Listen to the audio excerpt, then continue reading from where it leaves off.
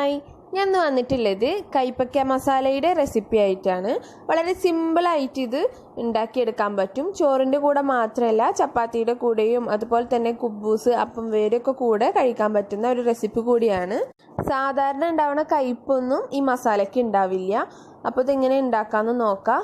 ഞാനിവിടെ കുറച്ച് കയ്പ്പക്ക ചെറുതാക്കിയിട്ട് കനലിലാണ്ട് അരിഞ്ഞ് വെച്ചിട്ടുണ്ട്. ഒരു 2 കയ്പ്പക്കയാണ് കേട്ടോ എടുത്തിട്ടുള്ളത്. അത് ഇതുപോലെ അരിഞ്ഞ് വെച്ചിട്ടുണ്ട്. ഇനി ഇതിലോട്ട് ആവശ്യമായിട്ടുള്ളത് 2 സവാള, അതുപോലെ തന്നെ 3 പച്ചമുളക് ചെറുതാക്കിയിട്ട് മുറിച്ചിട്ടുള്ളത്, അതുപോലെ 1 ടേബിൾ സ്പൂൺ ഇഞ്ചിയും വെളുത്തുള്ളിയും പച്ചമുളകും കൂടി അരച്ച് വെച്ചിട്ടുള്ള പേസ്റ്റും എടുത്തിട്ടുണ്ട്. പിന്നെ ഒരു 2-3 തണ്ട് വേപ്പിൻ്റെ ഇല, പിന്നെ ഒരു 2 തക്കാളി ഇതുപോലെ മുറിച്ച് വെച്ചിട്ടുണ്ട്. പിന്നെ ഒരു വളരെ ചെറിയൊരു കഷ്ണം മതി പുളി കൂടി വെള്ളത്തിലിട്ട് വെക്കുക. ഇനി ഞാനിവിടെ അടുപ്പത്ത് ഒരു ചീനച്ചട്ടി നന്നായിട്ട് ചൂടാക്കിയിട്ട് കുറച്ച് എണ്ണ കൂടെ ഇതിലോട്ട് ഒഴിച്ചിട്ടുണ്ട്. ഒരു 3-4 ടേബിൾ സ്പൂൺ ഓയിലിലോട്ടാണ് ഞാനൊരു 1/4 ടീസ്പൂൺ കടുക് ഇട്ട് കൊടുത്തിട്ടുണ്ട്. അത് പൊട്ടിക്കഴിയുമ്പോൾ അതിലോട്ട് തന്നെ ഒരു 1/4 ടീസ്പൂണിൻ്റെ പകുതി മതി ഉലുവ, അതും കൂടി ഇട്ടിട്ടുണ്ട്. ഇത് രണ്ടും കൂടെ പൊട്ടിയ ശേഷം ഇതിലോട്ട് ഇഞ്ചി വെളുത്തുള്ളി പേസ്റ്റ് ഇല്ലേ ഞാൻ പറഞ്ഞ അത് ഇട്ട് കൊടുക്കുക. ഇനി ഇതൊന്ന് ജസ്റ്റ് ഇളക്കി കൊടുക്കുക. ഈ ഇഞ്ചിയും വെളുത്തുള്ളിയും ഒക്കെ ഒന്ന് മൂത്ത് കിട്ടിയാൽ മതി കേട്ടോ. അതുവരെ ജസ്റ്റ് ഒന്ന് ഇതുപോലെ എണ്ണയിൽ കിടന്ന് തിളച്ചാൽ മതി. ചീനച്ചട്ടി ആകുമ്പോൾ നല്ല ചൂടും ഉണ്ടാവും, പെട്ടെന്നായി കിട്ടും എല്ലാതും. ഇതിലോട്ട് ഞാൻ എടുത്തു വെച്ചിട്ടുള്ള പച്ചമുളകും പിന്നെ വേപ്പിൻ്റെ ഇലയും കൂടെ ഇട്ടുകൊടുക്കുകയാണ്. പച്ചമുളക് ആ എണ്ണയിലോട്ട് ചേർക്കുമ്പോൾ അത് കൂടുതലൊരു ടേസ്റ്റ് കിട്ടും, നല്ലൊരു ഫ്ലേവർ ആ എണ്ണയ്ക്ക് തന്നെ അപ്പോൾ വരും.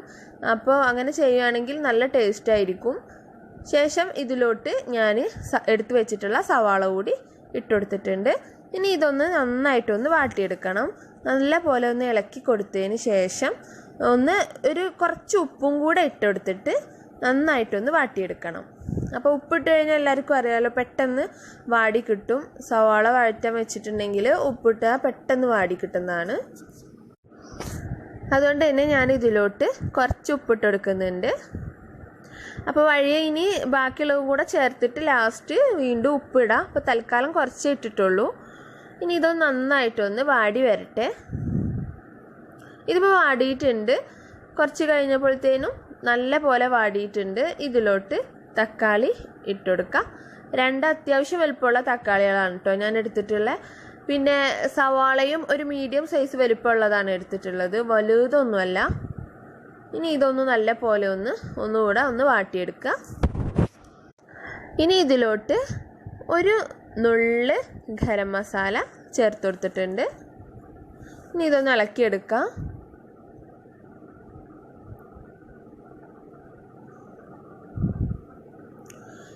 ഇനി ഇതിലോട്ട് പെരുംജീരകത്തിൻ്റെ പൊടി അതാണ് എടുത്തിട്ടുള്ളത്. അതൊരു 1/4 ടീസ്പൂൺ ഇട്ട് കൊടുത്തിട്ടുണ്ട്.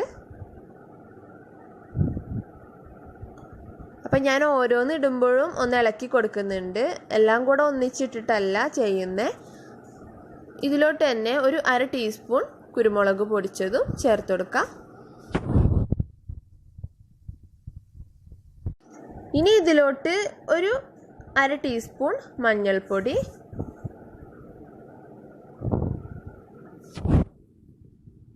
അതുപോലെ 1 ടീസ്പൂൺ മുളക് പൊടി. ഞാനിവിടെ എടുത്തിട്ടുള്ളത് കാശ്മീരി ചില്ലിയാണ്. അപ്പോൾ നിങ്ങൾക്ക് എരിവ് കുറക്കണമെന്നുണ്ടെങ്കിൽ കുറക്കാം. ഇവിടെ നല്ല എരിവ് ഉപയോഗിക്കുന്നവരാണ് എല്ലാവരും, അപ്പോൾ അതിനനുസരിച്ച് നല്ല എരിവ് ഞാൻ ഇടുന്നുണ്ട്. ഇതിലോട്ട് തന്നെ ഒരു 1/2 ടീസ്പൂൺ മല്ലിപ്പൊടി കൂടി ചേർത്ത് കൊടുത്തിട്ടുണ്ട്. ഇനി ഇത് എണ്ണയൊക്കെ തെളിഞ്ഞ് വരുന്ന നേരത്ത് എടുത്തു വെച്ചിട്ടുള്ള കയ്പ്പയ്ക്ക അതിലിട്ട് കൊടുക്കാം.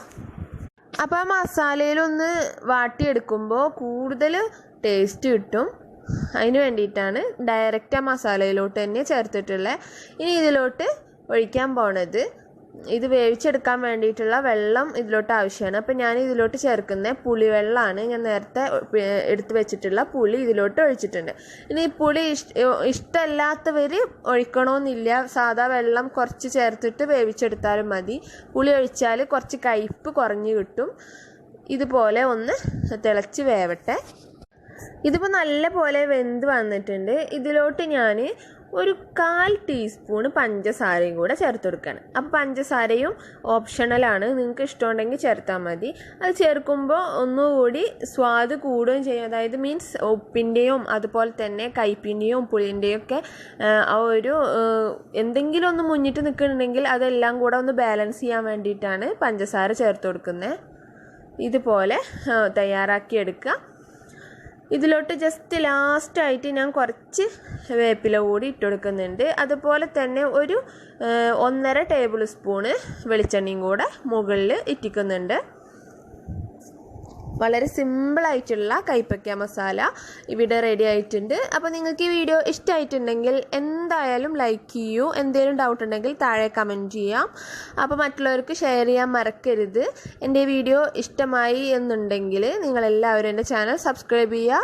ഒപ്പം ആ ബെൽ ബട്ടണും കൂടെ ക്ലിക്ക് ചെയ്യുക. അപ്പോൾ നമുക്ക് വീണ്ടും കാണാം ഇൻഷാ അല്ലാഹ്. Thank you.